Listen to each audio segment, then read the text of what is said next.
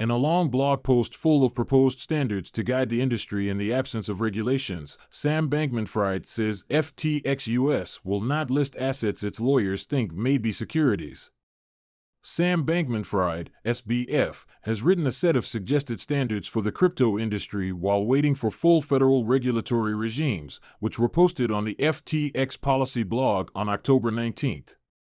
The post covers many of the questions facing regulators and operators, with specific reference to the United States at points. In particular, SBF outlined a plan for treating assets in the U.S. in regard to their status as securities or commodities. FTX will implement his plan, SBF wrote. In the United States, SBF wrote, the FTX legal team will analyze assets using the Howey test, case law, and guidance to determine whether an asset is a security or commodity. Non-security assets will be classed as commodities by default.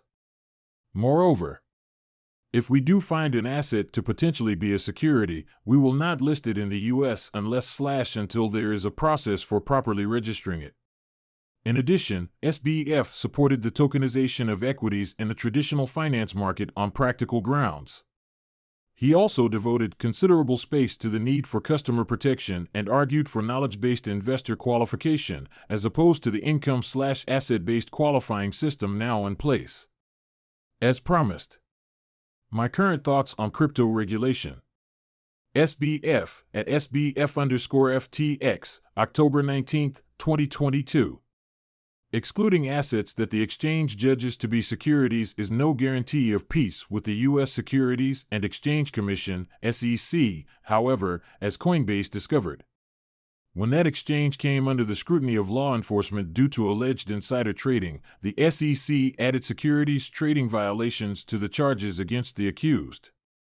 Coinbase Chief Legal Officer Paul Grewal denied the exchange-listed securities, saying Coinbase has a rigorous process to analyze and review each digital asset before making it available on our exchange, a process that the SEC itself has reviewed.